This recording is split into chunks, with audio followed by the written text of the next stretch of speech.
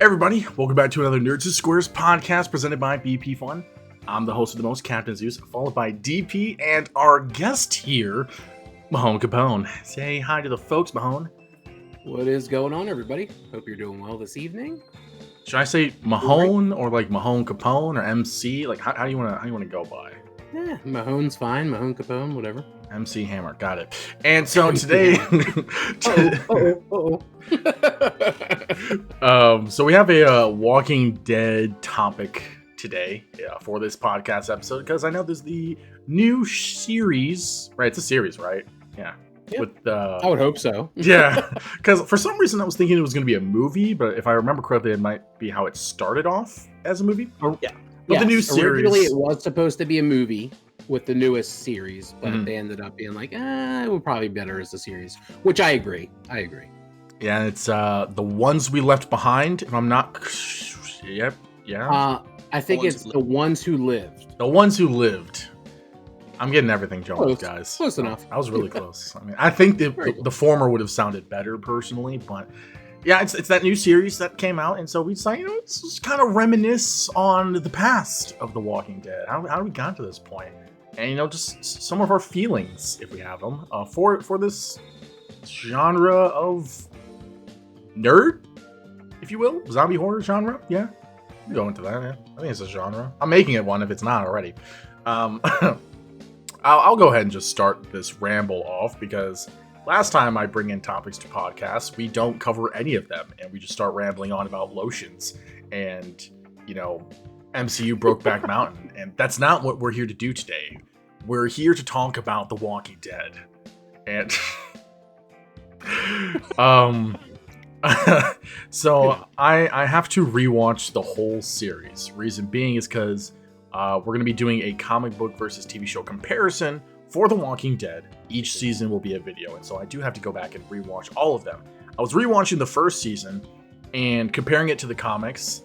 I was like, wow, this is rough. How did I freaking watch this the first season is so boring, and it ruins so many characters, and it's just so bad, in my opinion. It was just so bad. Obviously, Rick was one of the saving graces. John Bernthal's Shane, another saving grace of the season. Those two characters basically, and Daryl, those three really carried that whole season. Carried the crap. Honestly, they kind of carried the show, in my opinion, too. 1 second, though. Keep in mind, though, Daryl was not a character in the comics. That's true. His character did not exist. But it's like, where the fuck did Daryl come from?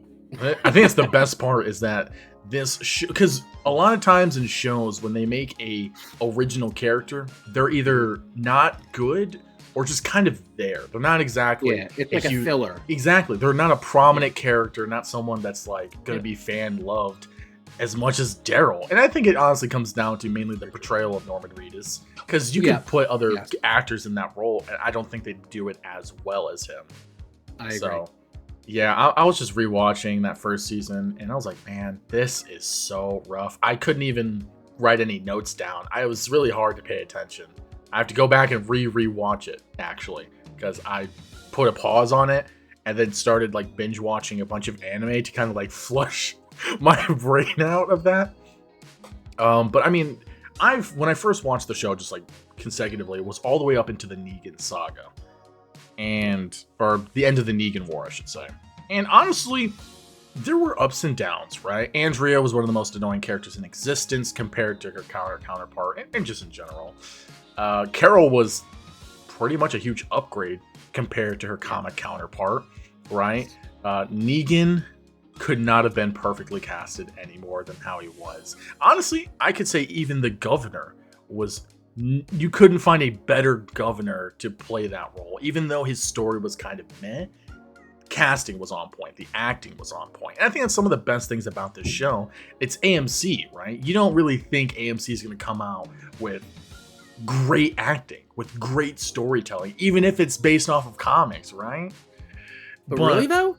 Breaking Bad? I mean, come on. I mean, to be fair, you're right, but that is an original thing, if I'm not mistaken. So, and I think the acting was incredible on that show. They have some great actors in there. We're here to talk about Walking Dead, not Breaking Bad. But true.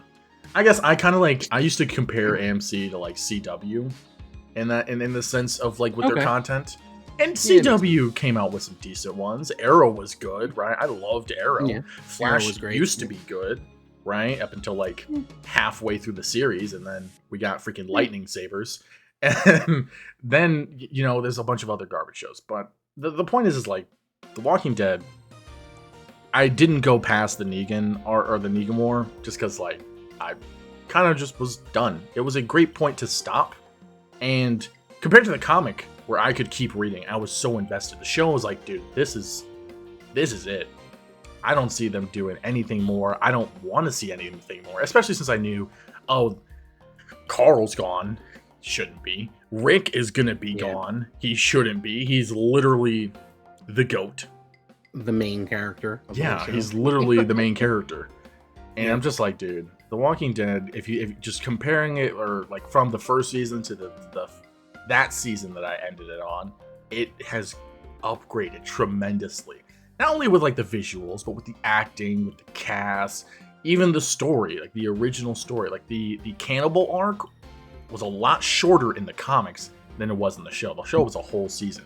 And not only was it super good, it expounded on that middle ground arc where they're going to Alexandria, but they're savage, right? It expounded that savage nature in them, in my opinion.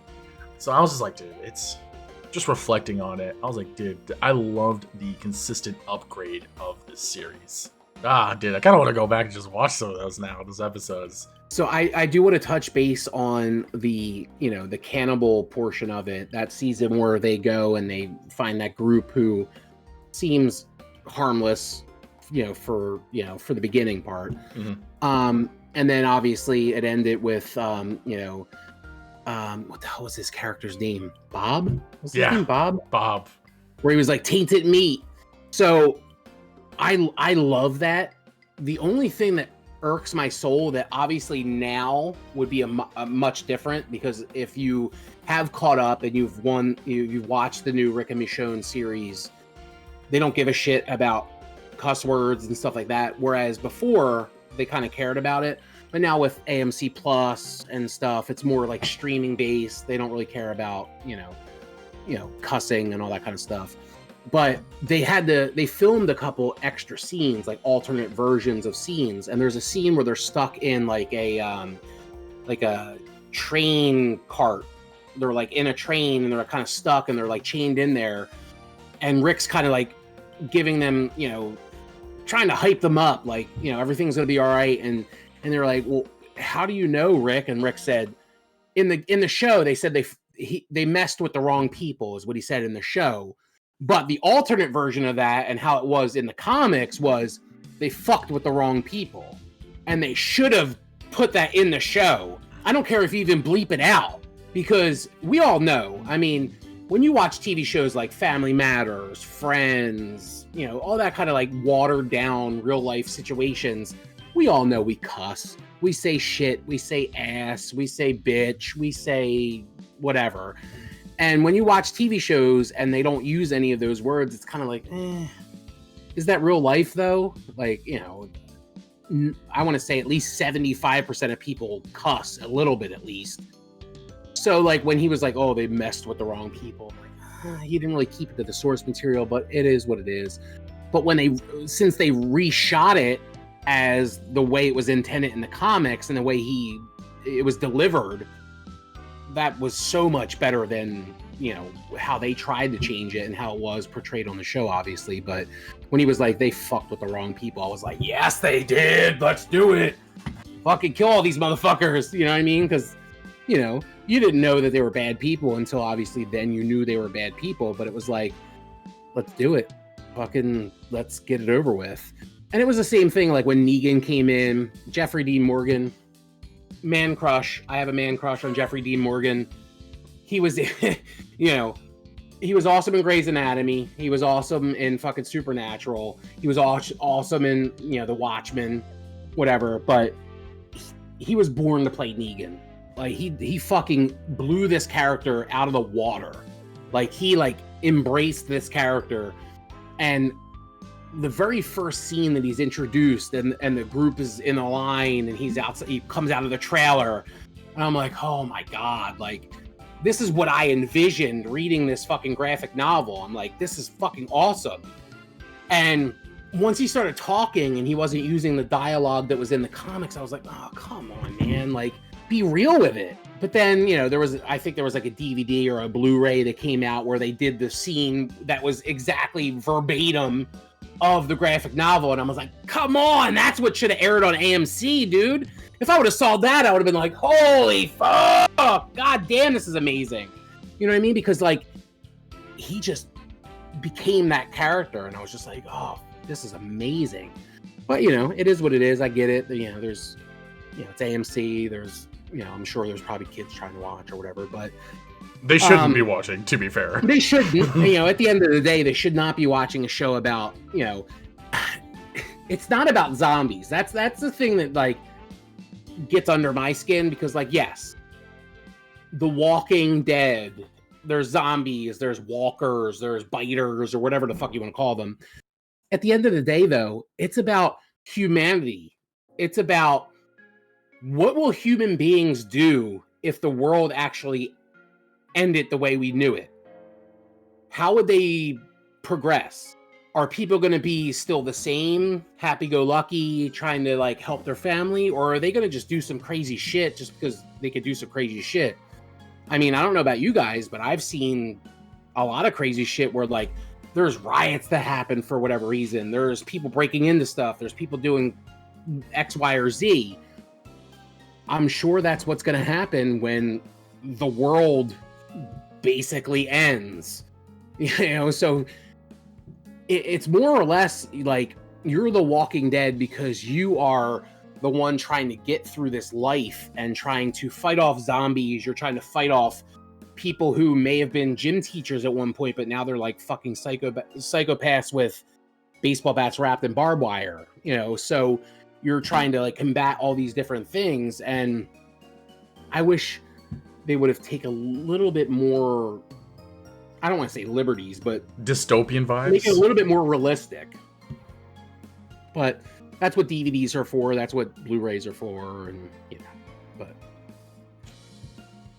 But well, I'll say, speaking of DVDs, I have the entire collection. I still have to collect the last 3 seasons for it, and I have like almost all the Fear the Walking Dead. I have World Beyond, Dead City, Daryl Dixon. I love Walking Dead personally. I agree to what Zeus said. The first season, it's definitely very, very slow. Watching it for the first time, I personally really liked it. I was like, oh, okay. Well, the interesting thing was I was introduced to Walking Dead when I was way, way, way, way young. Like, maybe like 10 years old, give or take. Where my first friend ever that I was close with, he was watching it with his sister, his older sister. And we watched, I remember it like it was yesterday. First episode that I ever saw was The Farm, where Carol's daughter dies. Oh, wow, okay. You watched it like into the series. Okay. Yeah. And that's a good episode to get into it, though. That was a fucking phenomenal episode. Well, I agree. And at first I was like terrified. Yeah, I was terrified. I was like, oh my God, zombies. Oh, I've never really watched zombie. I mean, like I watched like Arthur on PBS Kids and, you know, all these other little kid shows and everything, you know, like I grew up on that. So I'm like, oh God, what happened to his face? You know? But no, I watched the whole series. I absolutely love it. I was able to finish all the rest. I actually am watching the show with Lucky.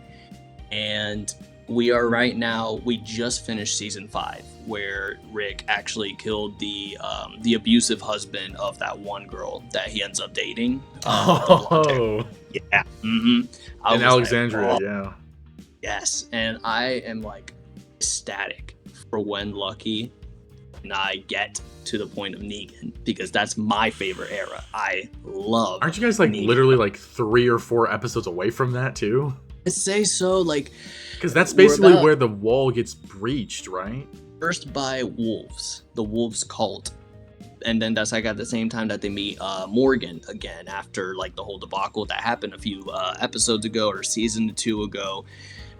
So after all that happens, then I think they eventually meet like Negan's people, the saviors, and then eventually get to like meet Negan himself. So like I guess like they'll be building the hype up until we see Negan, etc., etc. But personally, I tell people where I ask them like, "Hey, do you watch Walking Dead?" And they say, "Yeah, I got past." I got to the point of Negan and then just stopped, or whenever Glenn died, whenever this character died, that's it. And I was like, okay, I understand it, but I implore you, watch the rest. It's so good. Literally, I think one of the scariest villains. Like, sure, we had the governor. The governor, hated him, but great actor. Like, even Lucky was like, man, screw this guy. He's just a disgusting person, but damn, I love his acting. And then like Negan's fantastic, and like all these other, villains that we had were also fantastic, don't get me wrong. But I think the ones that scared me the most were the Whisperers.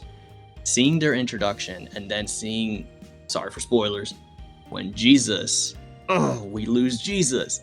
I was so sad. It was scary. How they introduced him is a fog. It's a whole foggy area at a like cemetery, and there's a whole flock of them, a flock of walkers just walking by, and then like one of them just comes out with a knife and stabs like Jesus. I'm flabbergasted. What in the world is this, And I'm like terrified. So then we go deeper into Alpha and Beta.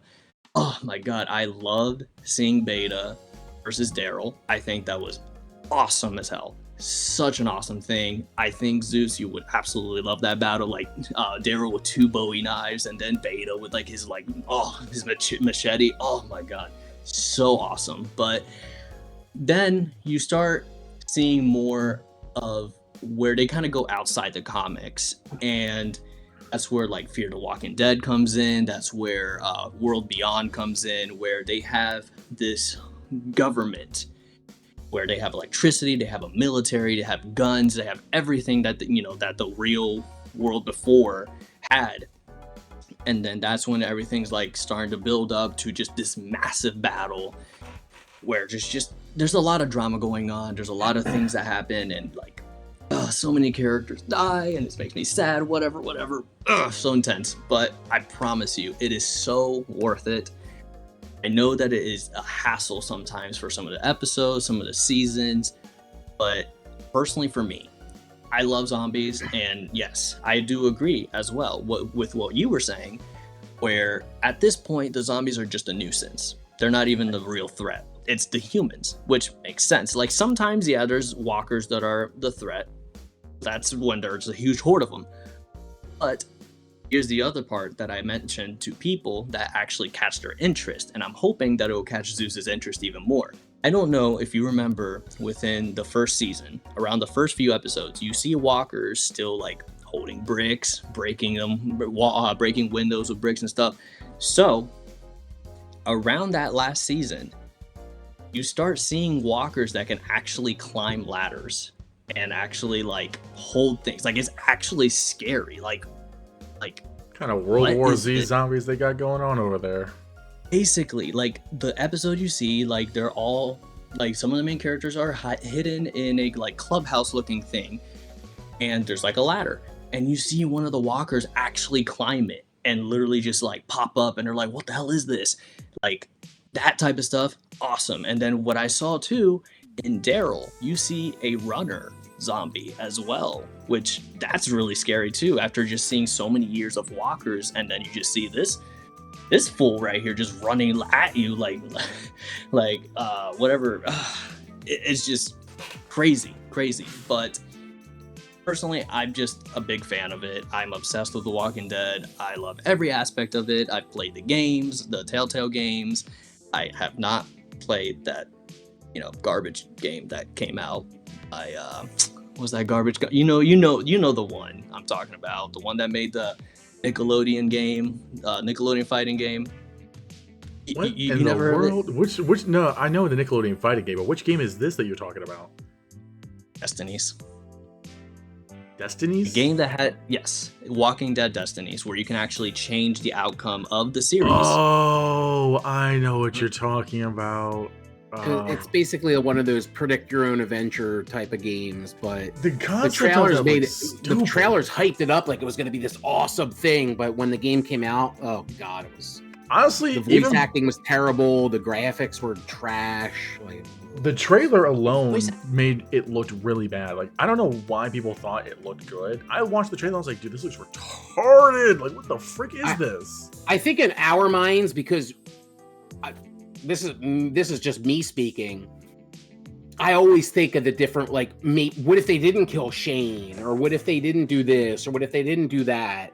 And this was basically giving you the option to do one or the other, so it was like kind of cool as a concept, but it was not. I started playing it and I was just like, oh, this is bad.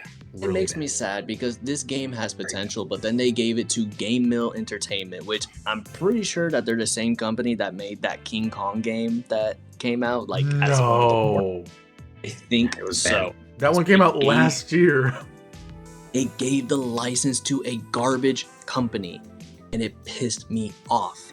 They could have given it to AMC and just have their own little division of making games, or hell, just give it to Telltale Games or something like that, and they could do something fantastic with that. But they gave it to the company that literally ripped us off with the first Nick Battles game or whatever the heck it's called. It had potential. I would have then rather give it to EA instead of that company. I honestly think EA could have done better. My team better, but regardless, I think that it was going in a good direction. I personally love the direction that they're going with these other shows. Like, we actually get to see in Dead City, as you saw, that we go to New York. We get to see how that looks like, like after the apocalypse. We get to see Daryl go to a whole different country, which I was like, how the hell do you end up in France, my boy? What? Like, that makes no sense. And you see how it happens, etc. But it's still cool because you get to see the bigger aspect of what's going on in the world, not just with the main characters, but like just around the world, different characters, and even bringing the main characters into that light, which I just love it. I love it. But I'm gonna say this last thing. Have you guys ever thought what would happen if Shane lived? How do you think he would have handled Negan?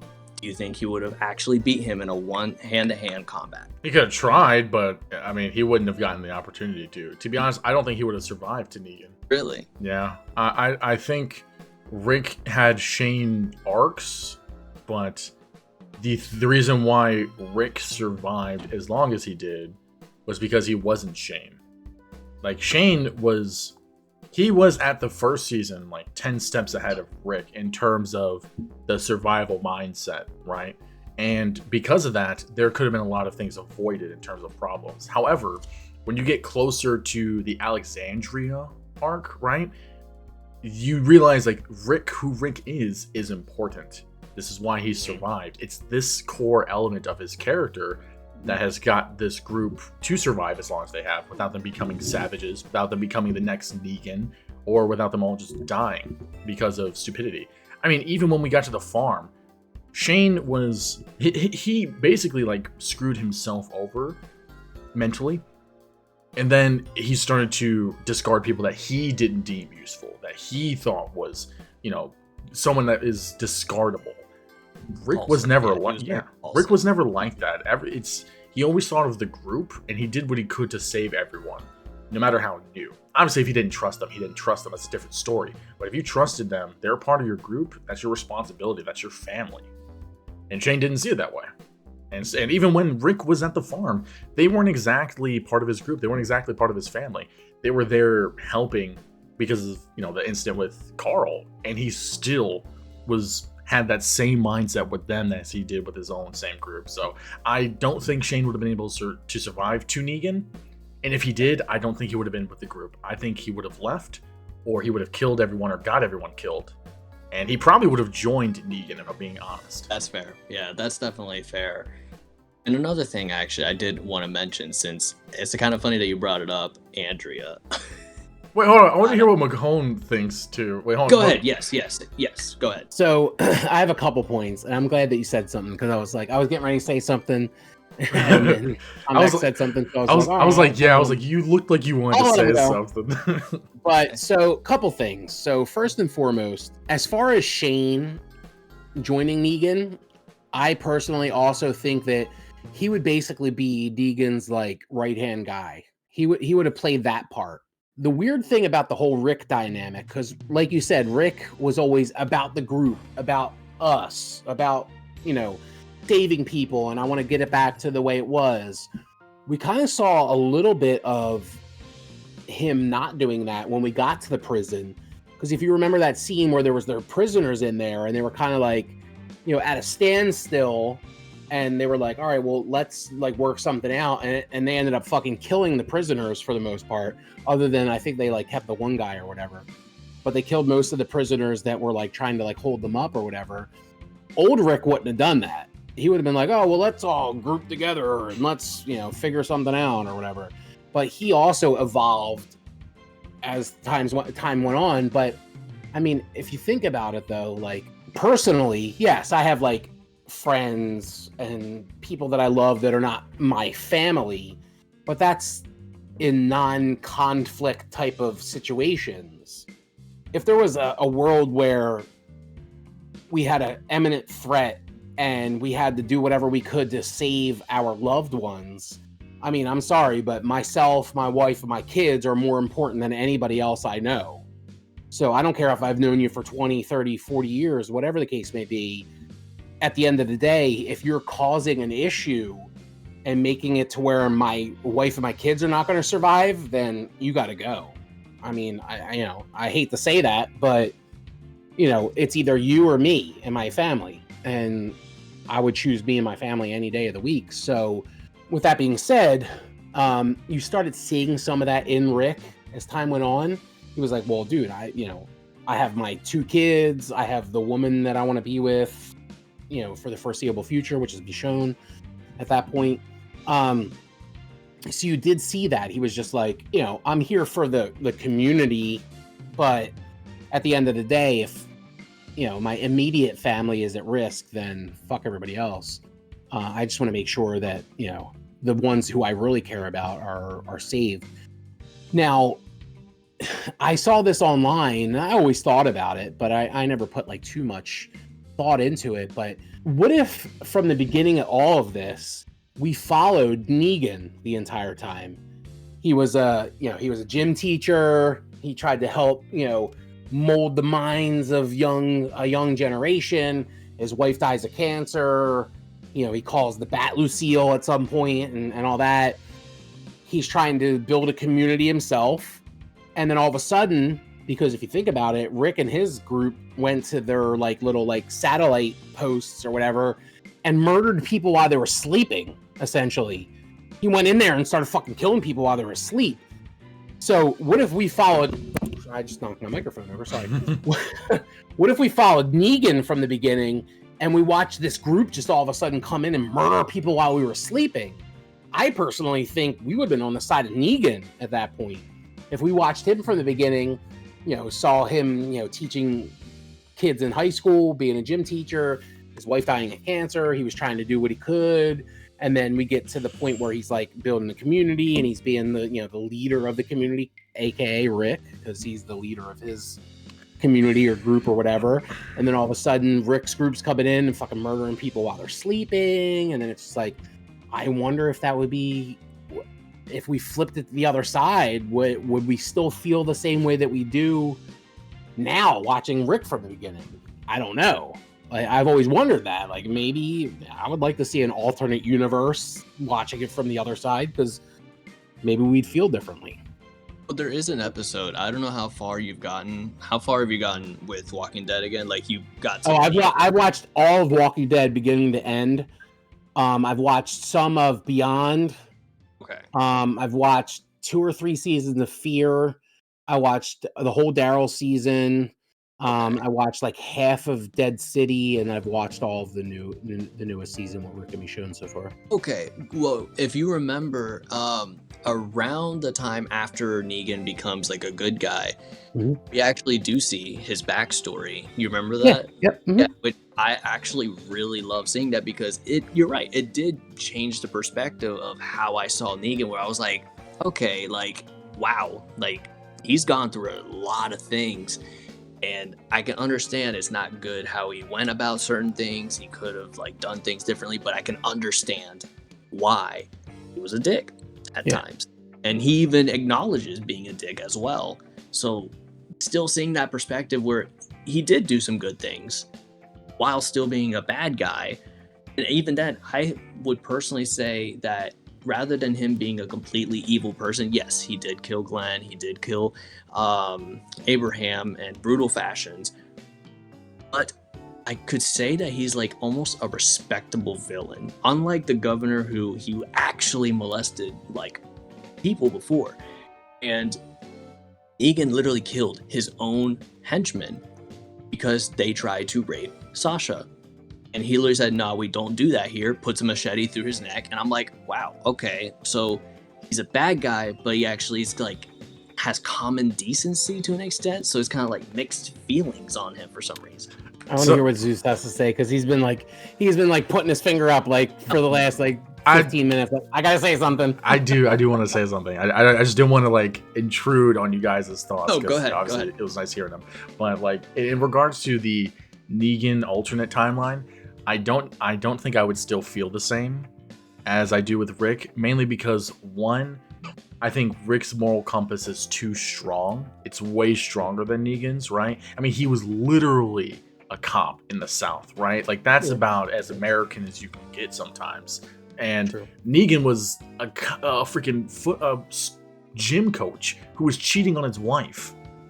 You're already starting off on two different starting points, right? And then yes, Rick did kill people. Yeah, he did kill people pretty badly, ripping out their throats or just straight murking them right next to him. However, it was never in a selfish or effed up reason. It was always for the good of the group or the direct people next to him that are in danger. Meanwhile, Negan is burning people's faces and taking their women as his wives, essentially holding people captive.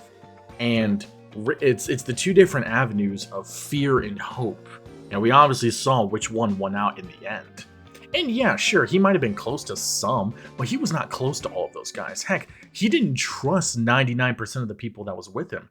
Rick is not that way. Rick trusts everyone in his group. If he didn't trust them, they weren't in his group, or at least in his close circle. And his close circle was essentially his whole group.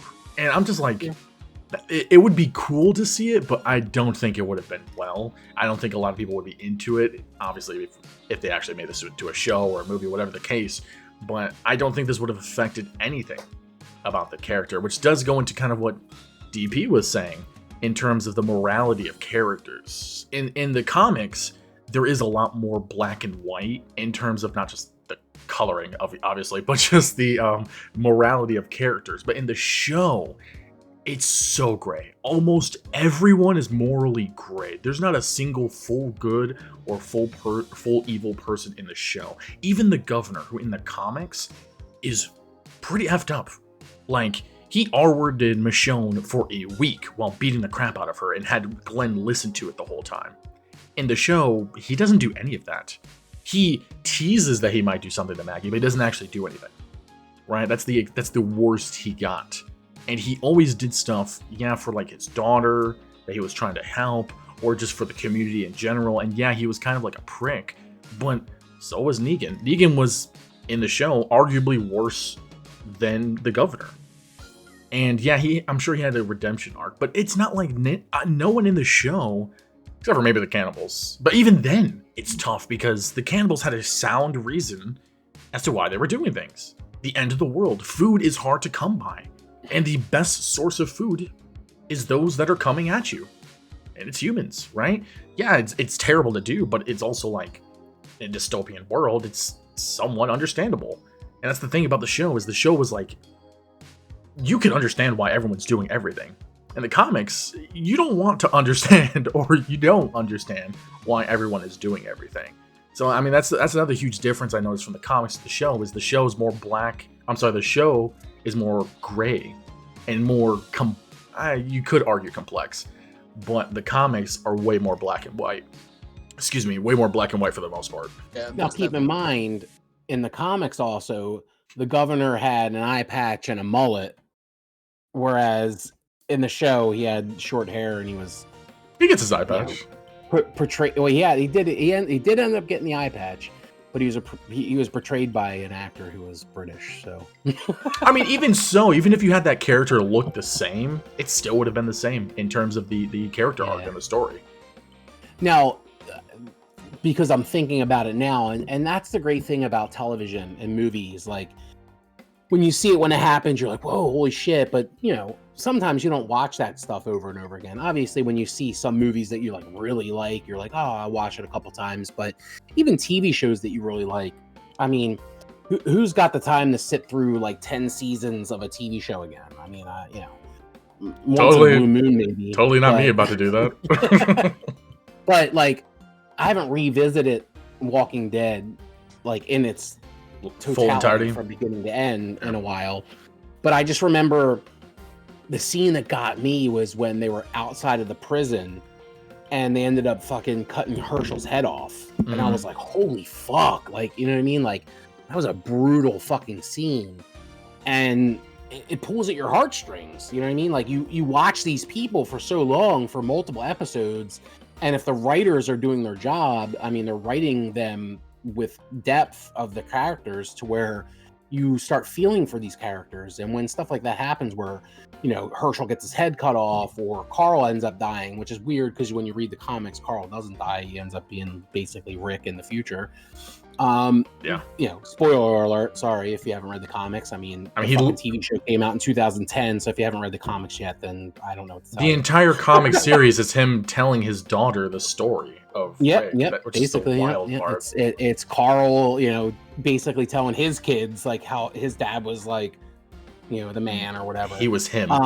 So the fact that they went, in an opposite direction kind of threw me for a loop, but which is good though, because I don't want it to be verbatim what's in, the source material, because, you want some points to be how it was, and they did that for a little while, but, at the end of the day, I want some kind of holy shit moments, almost like kind of how wrestling was back in the day, where, you'd be like, holy shit, this person lost, I wasn't expecting that, or holy shit, this person returned, and it wasn't spoiling on fucking Twitter or whatever. Whereas now, I already know who's coming back, months before it happens, or I know who's gonna win, or I've been watching wrestling so long that I'm just like, all right, well, this guy's gonna win. It's it's been how they've been doing it for years. But when it comes to TV shows, before there was internet, before there was Twitter, before there was social media in whole, you watched it as it happened, and you were like, holy shit, XYZ died, or holy shit, this happened. And I personally always got mad because even though I love Daryl as a character, I knew he wasn't in the comics, and I knew how much the general audience, I'll call them, loved him and brought him into the Walking Dead universe. I always kept on saying to myself, which is fucked up, I probably shouldn't even say this, but I was just like, I hope he dies at some point. Because me, as a writer, as a director myself, that's what I would do. Because that's the oh shit moment that you want from an audience. Yes, they're going to be pissed off. There's a lot of people that stopped watching Walking Dead, my wife included, when fucking Negan killed Glenn and then killed Abraham. Well, I'm sorry to break it to you, but that's exactly how Glenn died in the comics. And Abraham died a different way, but who cares? He died regardless. So you might as well just fucking whatever. It wasn't like it was a major thing, he was alive at the end. They didn't kill Carl or something. That would have been a little bit different, because if you read the comics and then Carl got his head fucking bashed in by Negan in that episode, you'd be like, what the fuck? Carl was basically the main character at the end. But they were disposable characters, in my opinion. Even though I loved Glenn as a character, and Abraham was, it depends. I love the actor who portrayed Abraham. I think he did a great job, but his character's wishy-washy, I guess. I don't know, whatever. But my wife, when the episode ended, she was just like, I don't even want to watch this anymore. And I'm like, why? Because I really loved Glenn, and I can't believe they killed him. Exactly. Like, that's what television is. You want those moments. You want that holy shit moment. I want to know, as a viewer, that all bets are off. Every person could be killed at any time, because then you'll be caught off guard. You will have no... Oh, shit, I just dropped my mic again. I'm animated. You won't know exactly what's happening. And that's what makes great television. That's what makes great movies. You want to be surprised. I don't want to know, and I don't want it to be predictable the entire time I'm watching a TV show or a movie, because that's not fun, or that's not exciting, or that's, I want to be surprised. I want to be like, holy fuck, they killed that person, or holy shit, that person did that, or, I want to be surprised by that, because that means that the writers are doing their job. And if it's super predictable, or I know exactly what's going to happen, then it just takes the fun out of it. You got to realize the world has ended. There's zombies. There's no government. There's no law. All bets are off. Anybody could die. Anything could happen.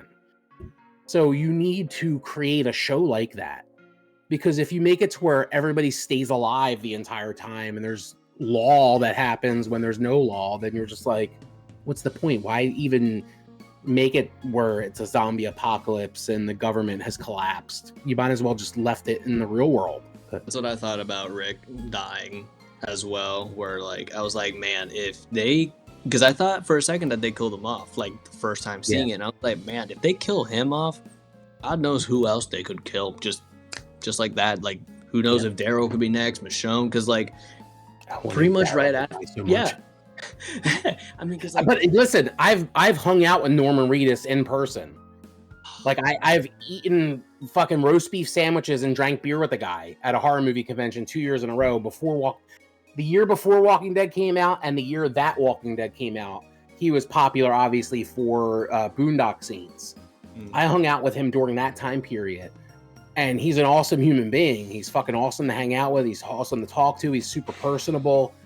I would have, I'm happy for Norman as a human being, as an actor. I'm glad that he has been in this whole, from season 1 until now. He's got his own fucking show. I mean, that's awesome. I'm so happy for him. He's making money for him and his family. But at the end of the day, I'm always like, come on, kill the fucking character off, because I know how much fucking shit that it'll cause. Whether it be people being like, holy shit, I wasn't expecting that to happen, that's awesome. Or people who are obviously going to fucking cause an uproar. How dare you kill Daryl, whatever. But dude, at the end of the day, it's a fucking horror television show. It's about zombies. It's about the apocalypse. It's about no law. All bets are off. So you should not form a bond with all of these characters, because you never know. Anybody could die. And I've always been like, come on, kill Daryl. I love him as a person, as the actor, but fucking kill the character, because I know it'll just cause mass chaos. and you know what it is, like, it's also not just the chaos, but the viewership that they would worry about, because like you'll even see these shirts nowadays. I mean, like, years ago I would see shirts that say like, if they kill Daryl, we will riot type we thing. Riot. Yeah, I believe it. Like, I would riot if I saw Daryl die, but it's also the viewership that they're worried for too. I think with me though, because I've been a wrestling fan legitimately my entire life as well, I've seen that even in wrestling with John Cena, when he went into ECW One Night Stand and was facing Rob Van Dam, and it was ECW's night, and there were signs in the audience saying, if John Cena wins, we riot.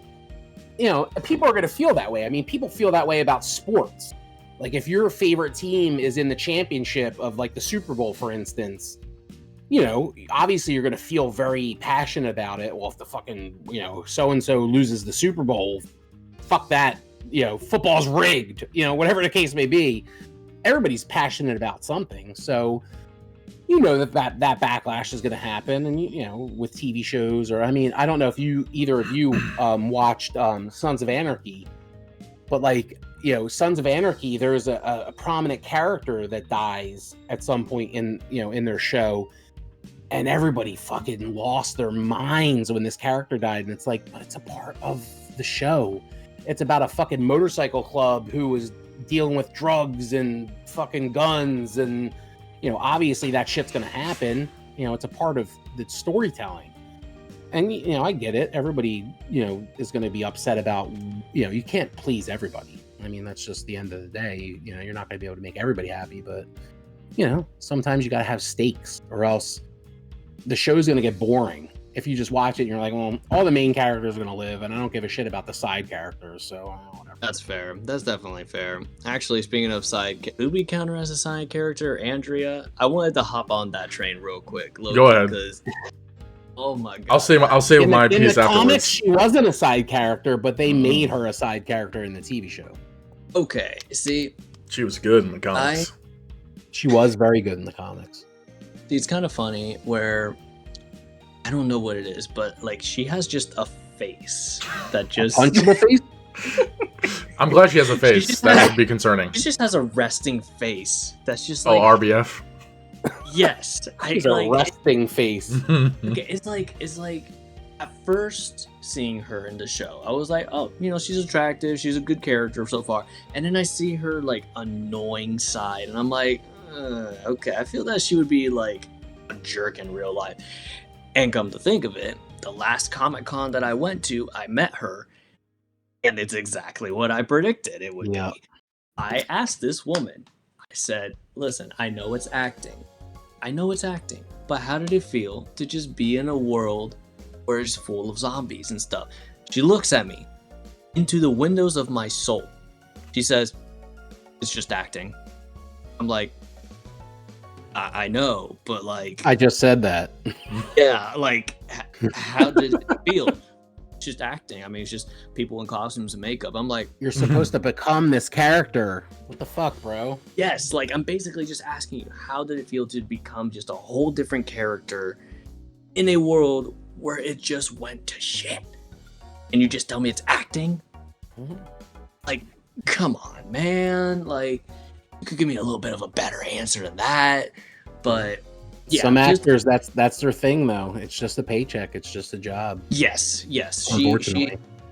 She did mention that like she wasn't really like much into it. She just said like it was just an acting gig. I'm not really into zombies like that, which that's fair. That's fine. I guess personally for me, if I was an actor, I would definitely like to see stuff that I've been in, especially something really big like that. Like I would be personally interested, but you got to become your character. Yeah, like I would cringe. Don't get me wrong. Like I've been in like 2 plays, and there's videos of it. Yeah, I cringe, but I still would like to see myself because like it's me on the big screen, and I actually like to kind of see how I turned out. Whatever. But point being, she was mid. I guess the only other Walking Dead character I met was a definite very, very side character. What was his name? Robin Lord Taylor, who he plays the Penguin in Gotham. And I remember him in there. Mm-hmm. And it was the guy for the people watching, so that they know who I'm talking about.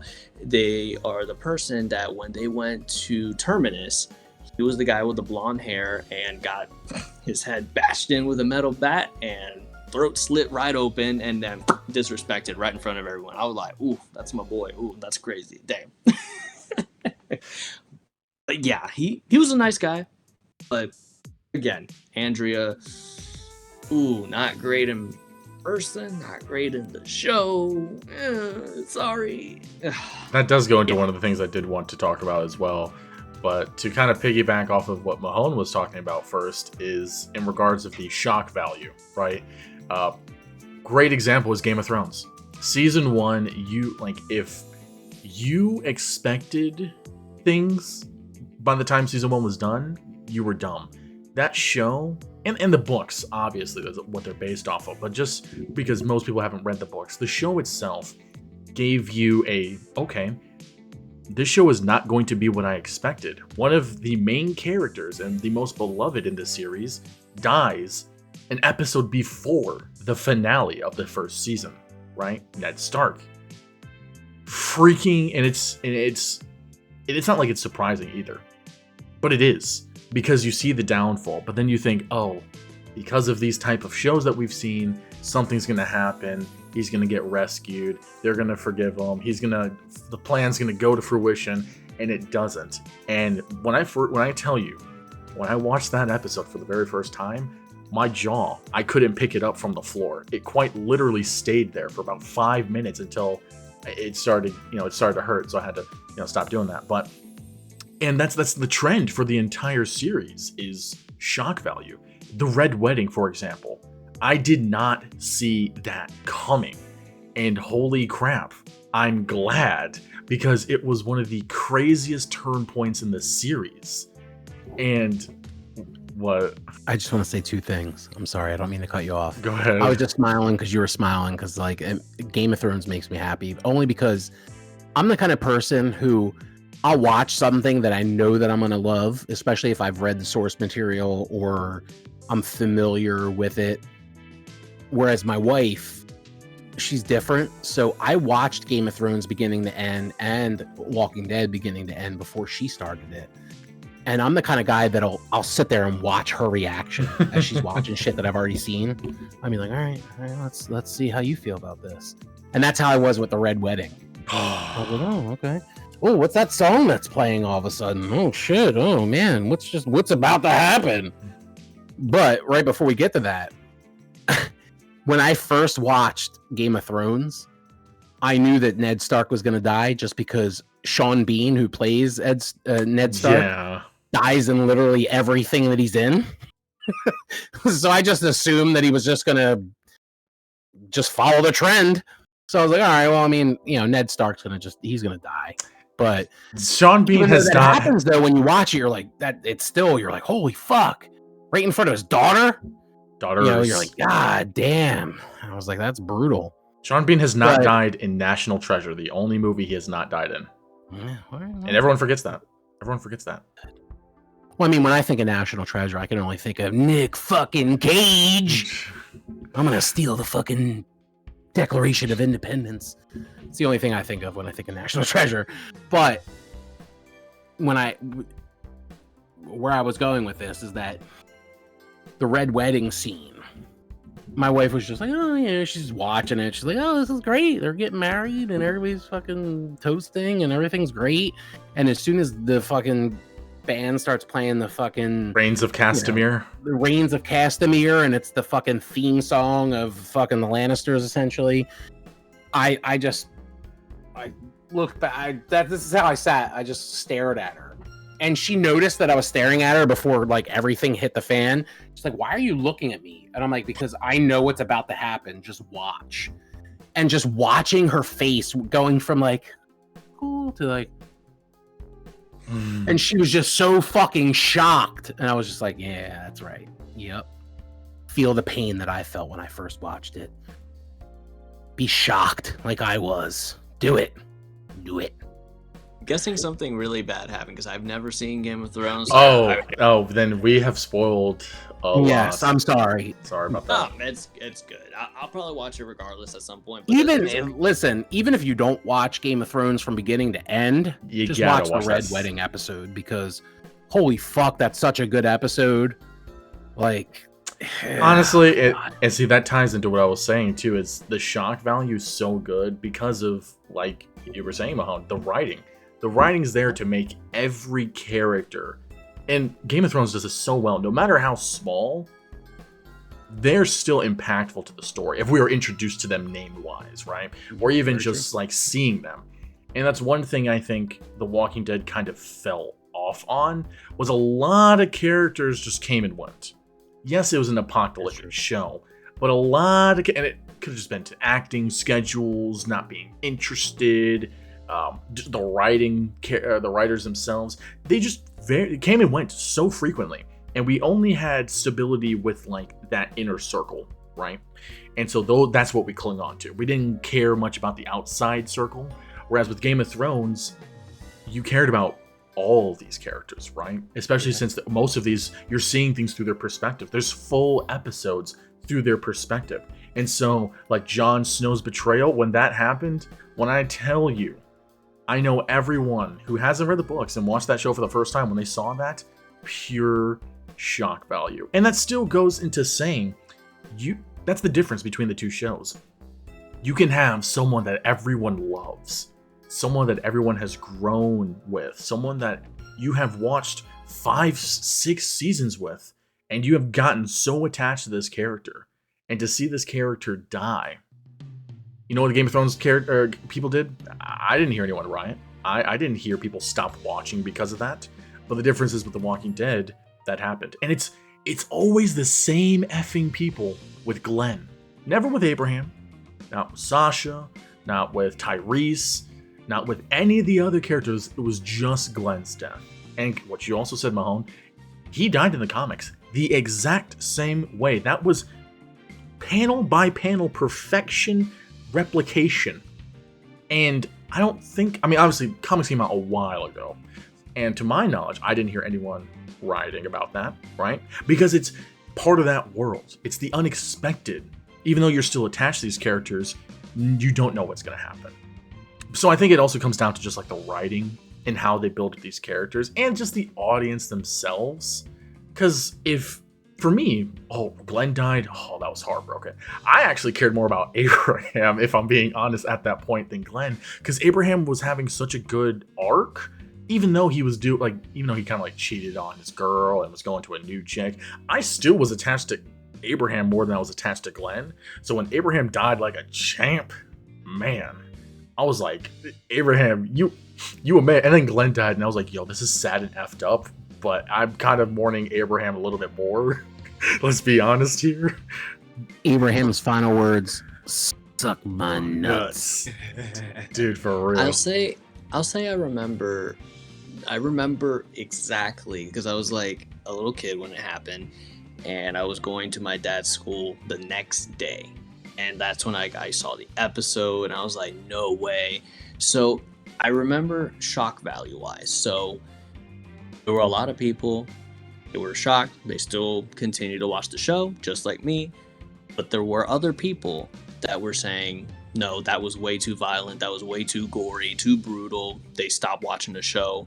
Not just for the fact that Glenn died and Abraham died, but literally just for the fact that apparently, which surprisingly out of everything, we see Rick literally rip someone's throat open with his teeth. Yep.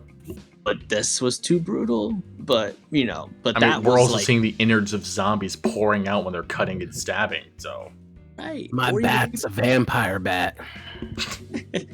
Right. Like, or even seeing people just getting ripped apart. I mean, for God's sake, what's the one dude, the one character who almost got Glenn killed? You know what I'm talking about? Like the TV's most hated character. Oh, at the dumpster? Yeah, the scene at the dumpster. Yep. I thought you were going to talk forget the guy's about name. the dude that played Chris from Everybody Hates Chris. I thought you were going to talk about that Yes. scene. His breath. Oh my gosh. First of all, I was so sad. His death was terrible, where they ripped his cheek open. His was effed, yeah. Terrible. But like, again, like a lot of people with that shock factor was literally because it was too gory, not just for Glenn. So I do remember that aspect, that people stopped watching because of those two factors, which was just really interesting to me. And that does still go into the next point too, which is still the writing, right? The writing of this series. The worst thing is there were some very good moments, right? Season 2 was entirely the farm, right? That was just the farm arc. In the comics, that arc was stupid short. It was not anywhere near as long. However, the farm, I grew bored, but I also was still interested at the same time, if you know what I mean.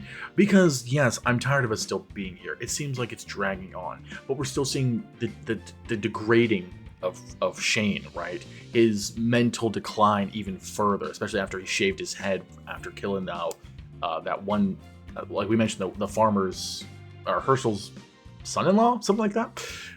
Anyways, after that, and then we get to that pinnacle moment with Carol's daughter being found, right? And then we see, okay, who's really gonna step up, right? Like there was just so much happening there. But then we get towards like the governor and the Andrea stuff, and I didn't like her character in season 1. Season 2, I really didn't like her character. And the worst thing is, in season 3, I hated her character. And it's not because she's a bad character, like a evil character, right? It's because she's badly written and badly portrayed. The actress, look, I'm not here to take a dump on everybody's freaking skill set, but that actress is pretty bad. Like, you can tell she was annoyed being there because she kind of plays the same person in every single role she is, and I'm imagining that's how she is in real life too, where it's literally just this annoyed woman who's been smoking for 40 years and isn't going to take any crap from anyone ever, and is just going to do what she wants because she's a strong, independent woman. And I'm just like, girl, shut the frick up. Like, it was so annoying. And the fact that she was simping over the wrong dudes was even worse. She simped for the governor when there was clearly reasons to not. She was simping for Shane only because, I don't know, she's just attracted to bad guys? I'm like, dude, what is... And the worst thing is, with too... Shane, like, he was, like, arming her. He was giving her a gun when she couldn't have a gun. He was taking her on side missions to kind of, like, prepare her. Yeah, she was the side mission. Me, when it comes to the actress who played Andrea, I think what went downhill for her, and again, we're, you know, like you said, we're not trying to take a dump on anybody who's, you know, that, I mean, this is their job, this is their livelihood. But I think what happened with her is that the person who created Walking Dead for television, we're not talking about the dude who made Kirkman. Walking Dead in the comics, but we're talking about the dude who brought it to life. He was the same guy who made the movie The Mist. Oh, that was a good movie. A lot of his other movies, he uses the same actors and actresses in those movies. And the woman who played Andrea, she was in The Mist. The actor who played, what the fuck is his name now that I can't think of it all of a sudden? Crazy Eyes, fucking Dale. Crazy Eyes. Yeah, because he always had those eyes when he was like talking serious with people. His eyes were always like bug-eyed. Wow, I don't know if I never thought of it like that. But... Go back and watch that, and you'll be like, "Oh shit, Mahone was right." Shane. Yeah, he always his eyes are always like, "Oh, Shane's doing pretty shit." Anyway, but he was in The Mist as well, and some other movies that he made. Frank Darabont is his name. Anyway, is the guy who made the original showrunner for Walking Dead. Once he was let go from the show, I think a lot of the people that he brought in himself just kind of gave up. They were just like, fuck this show, whatever. I'm here for a paycheck, and I'm just trying to like kind of just be here to be here. And I think we see that with, the chick that played Andrea. She was kind of just like, oh, whatever. I'll just, I just want to get paid and be done with it. Because obviously, if you think about it, Andrea was a like pivotal part of the comic. Her and Rick were like an item for like a decent amount of time in the comic. Whereas like somebody like Carol like committed suicide via Walker in the comics. Dude, the way she went out in the comics was actually effed. She starts off trying to have a throuple with Rick and Carol. Or Coral, Lori. Thank you. Lori. She's trying to have a throuple with them, and basically was getting rejected by both. And she still has her daughter. Her daughter didn't die. This is at the prison, by the way.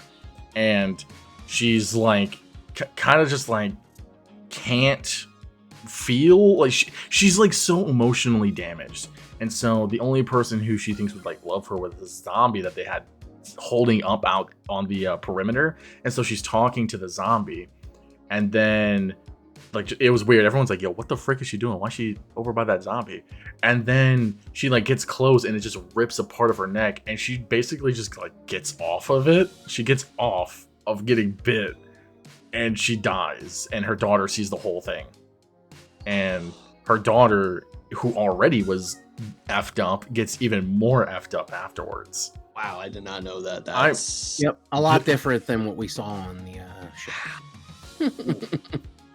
And it's dark.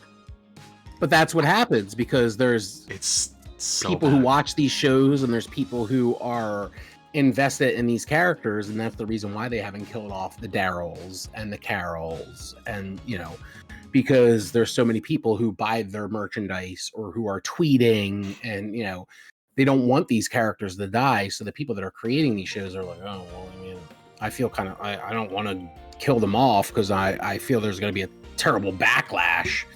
But it's like, but it's a fucking zombie apocalypse, dude. Like, you're not going to have the same fucking 10 people that started the show to end the show 12 years later. I mean, a lot can happen in a year, let alone 12 years. So it's like, I mean, you gotta take some risks, take some chances. Yeah, you might lose some people who are like, fuck this, I can't believe they killed XYZ off. But, and that, my wife's the same way. They killed fucking Glenn off, and she was so mad.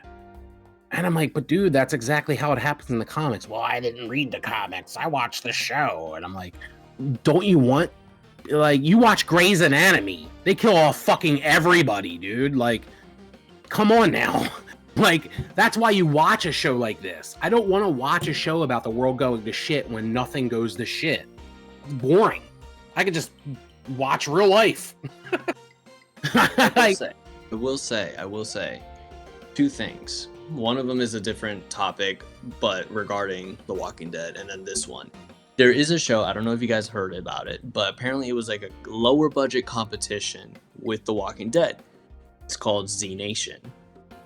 That show, I actually thought it was really good. Didn't get to finish it yet. I do want to, but it is actually pretty accurate to what Mahone's saying, where there's not a single character that you could really stay with because they'll just die. Like, they had their equivalent of Rick within like the first or second season, give or take, and then dude dies just like that.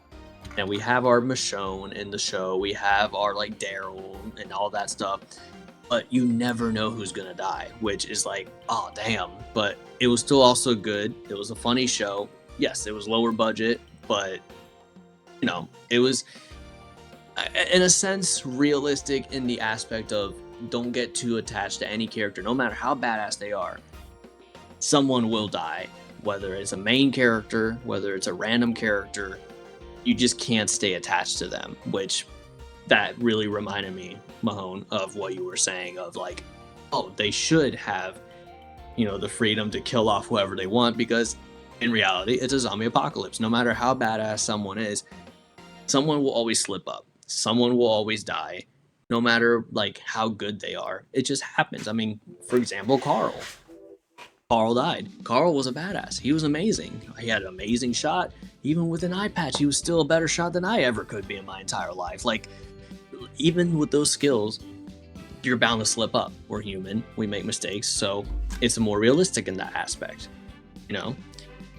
But Shane, before anything else, I did want to ask one more question about you guys, about your guys' thoughts on something. So, that throughout this series, I don't know if they had anything in the comics, but recently, within like the past 2 or 3 years or so, Robert Kirkman essentially confirmed the start of how the virus like started. And he said that it was apparently a like disease or a virus that came from outer space, came down, infected everyone, and that's how the zombie apocalypse started. Because they never really go into the origins of it. Now, I know that for all this time, us not knowing, Robert Kirkman said it was just really stupid. Like, I don't want to tell anyone. The only person who knows is me. No one else knows. And then he finally comes out with it, but he just said that it just wasn't important. So I wanted to know what you guys thought about this. I think it's personally kind of unique. But it's also weird because then it kind of just brings aliens into the mix as well for The Walking Dead. But like, he did confirm that it was a virus that came from space, infected the whole planet, and then that's how the zombie apocalypse started. So like, I'm curious what your guys' thoughts are on that. Like, do you like it? Do you not like it? Do you think it's dumb? Do you think it's unique compared to other zombie apocalypses like World War Z, where it's like a chemical thing that just like misspread, whatever? What do you guys think? Mahone, go ahead. I think I'm indifferent, only because I don't really care how it started, to be honest with you. It's almost like Michael Myers. Like, he was the shape. He was the guy stalking you. I didn't need the Rob Zombie movies to know he was like abused as a kid. Like, I don't need his backstory. Like, I don't, a zombie apocalypse happens. I don't care how it happened. It could be biochemical. It could be from space. They could eat a bad mushroom. I don't give a shit how it happened. At the end of the day, it happened. I mean, knowing how it happens not going to stop it from happening. I mean, it could happen whatever way it is. I mean, so at the end of the day, it's just kind of like, whatever. I mean, it is what it is. I mean, you knew it was something. Obviously something started it, whether it be, somebody that was sick with a virus, or if it was a biological thing, or chemical warfare, or whatever the case may be. I mean, I think I just get too invested in like the creativity of how everyone's like different zombie apocalypse are. At least for me, for some reason, I get interested in that creative difference, like where World War Z, chemicals, and maybe like The Last of Us, it was like the parasitic fungus mold. fungus. Which is like based off a real fungus, which is kind of scary. But regardless, like I like those creative differences. So I guess that's why I really like knowing, like, okay, so how did your zombie apocalypse start? You know what I mean? But that's just me. But Zeus. I mean, I'm kind of like, I wouldn't say I'm indifferent per se. I think it's interesting, to say the least. I'm a little disappointed that it's an alien virus, so to speak. Because, yeah, like you said, it brings in aliens into this, which is kind of retarded. I mean, like, why am I watching a zombie apocalypse series? Why am I reading a zombie apocalypse series when this is all because of aliens? Like, that kind of like, it downplays it a little bit. To Mahone's point, I also don't care at the same time. Like, at this point of the story, right, which is essentially concluded, they never really go back for any research on this. They never really try to cure it. In fact, it basically dies off because of lack of food. Everyone's already got their defenses up. Everyone's adapted to this world. So I think that him revealing it, I think it was kind of dumb, but I think it's also because he's been bombarded year after year, panel after panel, with people asking, how did this start? You never said how it started. I think it should have been a more realistic approach, like World War Z, like The Last of Us, where it's something based in realism that could have caused it. Because at the same time, the zombie apocalypse, in some way, shape, or form, is plausible. Like The Last of Us delve into the plausibility of it because of the fungus, right? Like we see that there's zombie deer, IRL, right? Like that, there are insects, animals, diseases that can infect other animals and insects to become zombie-like or zombie-esque. Heck, there's some drugs that can turn people temporarily into zombies. Like, I was just thinking of that. Yeah. So I think it could have been cool if he would have went into the fact that, hey, maybe it was some kind of like COVID lab test, right? Where they were doing some chemical warfare thing, or maybe they were testing on a new cure for cancer and ended up being the zombie virus. Something based in realism could have made things more interesting and could have also explained why it was harder to cure. At the same time, obviously, a zombie virus, you can't really cure that because, alien virus, you can't really cure aliens, despite what a lot of countries try to do. But that's not the point. It's like, I don't think that should have been revealed if that was the true origin.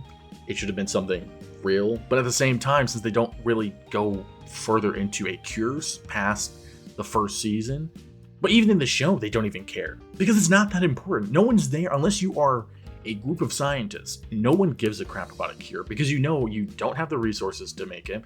You don't have the time to make it. You don't have the personnel to make it, and you don't really have the materials to make it. So what is your main and only priority in an apocalyptic world? Survival. So I don't think it's necessary for people to know what the origin is unless you're starting the series off at that point. Then that's something that people can worry about. But even then, again, like we see in Fear the Walking Dead, I only watched a couple of episodes of the first season. More people were worried about survival than they were about a cure. Like governments can be worried about a cure. People are not worried about the cure. But that's It's just true. my If you're just a regular human being, like if you don't have the knowledge or the resources or anything like that, that's the last thing you're thinking about because you have no idea how to do it. You don't even know where to start. I just want to, right now, being the person that I am today, not in the Walking Dead universe, just me being me, I'm worried about my wife and my kids. That's all I give a shit about. I want to make sure that we're safe, we're alive, we can get from point A to point B. We have the medication that we need. We have the resources that we need, things like that. Now, obviously, if time goes on and we meet up with a scientist that's like, I have an idea of how I can fix this or whatever, then yeah, maybe you might look into that. You might try to help them find the resources they need or help them get to a place where they could test this or study this or whatever. It all depends on how things play out. If I have a kid that's sick and they're going to become a zombie soon, maybe I'll be more, wanting to try to stop this or figure it out or whatever. But, at the end of the day, which sucks. I mean, you don't want to say that all you care about is your immediate family, but I mean, that we're human beings. I mean, that's all, we could have really good friends, we could have acquaintances, but at the end of the day, you're worried about your people that you have been around your entire life. You care about your parents and your siblings and you don't give a shit about your best friend's sister or, like you care if it's not a zombie apocalypse. Like if your best friend says like, oh man, my sister's really sick right now. It fucking sucks. You're like, oh dude, I'm so sorry. Is there anything you can, you need? But if there's fucking zombies trying to break through the window and shit, like, sorry for your bad luck. I hope it gets better. That's about it. You're not gonna fucking leave the house to try to go help your best friend's sister who's got the flu. I mean, you're worried about making sure that your wife and your kids or your significant other or whoever, your immediate family are protected and safe. So, it's human nature. I mean, that's just a part of life. And bro says, sucks to suck. That's wild. Sucks to be you. I mean, to be real, that's how 99% of the population will be in those situations. Yeah. But we are going to go ahead and wrap this podcast up here. So we're going to start with our final thoughts on this topic. We are nowhere near done talking about this for sure. So you can expect us to come back talking about this episode or this topic for sure. And if you want us to talk about anything specific, please let us know on social media or in the comments below. But we'll start with you, Mahone. Any final thoughts on really anything that we kind of went over today? I mean, final thoughts. Obviously, I apologize to anybody who's watching our podcast and has not watched The Walking Dead. Sorry for the spoilers that we've gone into. Mm-hmm. But if you have watched it a little bit here and there and you're kind of like wishy-washy or not sure if you want to go back to it or if you're like, like my wife, you gave up after the whole fucking Negan introduction and stuff. I promise you, just like any television show that you've ever watched, there's ups and downs in TV. It happens, especially if a show's on for 10, 12, how many ever seasons. Every episode can't be a banger. I mean, it's just a part of life. I mean, it's just like anything in life, sports, entertainment, you're not going to be able to hit it out of the park all the time. But I'm telling you this right now. The Walking Dead, start to finish, all the spin-offs, it's fantastic. It's entertainment. Don't overthink it. It's not, you're not gonna win Oscars and all these crazy awards for everything. Like, if you just want to lose yourself in another world, in another situation, just to kind of get yourself out of day-to-day life, watch it. Start to finish. It's fantastic. There's a lot of actors who have done incredible work on the show. There's writers that do incredible work. Obviously, makeup effects artists and stuff like that. Definitely check it out. Don't give up on it. It's not like it's not a trash show for any stretch of the imagination. Watch it, pick it back up. I think the thing about Walking Dead, because it being a zombie apocalypse and stuff like that, you don't really have to watch it from like at the beginning. Like if you have seen the first couple seasons and you want to just pick it back up somewhere, you don't really have to like pick it back up where you left off, because at the end of the day you can kind of like figure it out as it goes along. But it's just fun. It's almost like the summer blockbusters popcorn movie experience. Just sit back, just enjoy what you're watching, and just have fun with it. That's all you got to do. Honestly, great. That's a great way to describe it. DP, what are your final thoughts here? I say the same, in agreement with Mahone, where yes, there are some people that are probably going to be like, oh, I don't really feel like finishing the show, whatever. I guarantee you give it a shot, you'll like it. If you don't like the zombie aspect, you'll love the drama aspect of it. The high stakes are amazing. Mahone can even speak for me.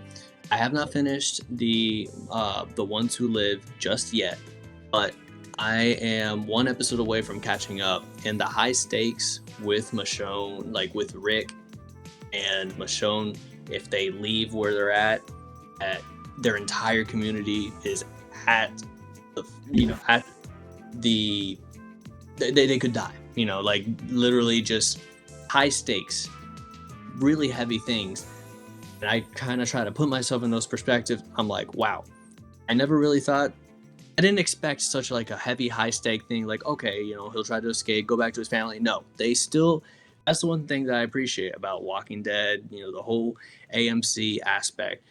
These people know how to bring high stakes into the stories to where it keeps your interest. You're like, okay, I want to see, will they die? Will they survive? Who's going to die? Will they even make it back at this point? Because it's not even following the comics anymore. And that's what I kind of like, where it's like, yes, I want it to follow the comics, the main show. But I don't expect these to like follow the comics at all. But that's the best part. You don't know what's going to happen. You don't know who's going to live, who's going to die. And that's what brings my interest. So if you're still contemplating on watching this, yes, I agree with Mahone. You don't have to watch it from the beginning. That was my hardest part when I was trying to restart it, and when I was trying to watch it with Lucky. I was like, the first season's so long, it's slow. But what I kept pushing myself and pushing Lucky is, I promise you, the drama gets so much better after like season 2. Season 2's good, but like later on, that's when things start picking up. You're starting to like the characters more. You're engaging with the show more. So if you give the show a shot, I can guarantee you will really like the direction that it will go, and you'll actually have fun with it. You'll love to talk about it. You'll want to tell someone, wow, this happened. This is crazy. Like, I wonder what I would have done in this situation. And it just builds that conversation. So check out the show. Check out the spinoffs. Spinoffs are great, fantastic. Absolutely love them. So give it a shot. I guarantee you will not be disappointed. I mean, I don't have the same sentiment as them. I'm not going to lie. I think you're better off just reading the comics. I think the show, first season, it's rough. It's really rough. And it's rough, dude. And I hate shows that you have to get past the first season for it to be good. People try to say that about The Office. I'm like, no, if it's bad, it's bad. And when I first... Breaking Bad was the same way. Hey, I said what I said. Bro, I couldn't get past the first 3 episodes of Breaking Bad. I tried to watch it 2 or 3 times in a row, and I'm like, fuck this. And everybody's like, I can't believe you've not watched Breaking Bad. And I finally got through it and was like, oh shit, okay, it's a really good show. But holy fuck, that first season was rough. See, and that's the thing. If you need to get past a first season for it to get good, it wasn't good. That show shouldn't have gotten a second season.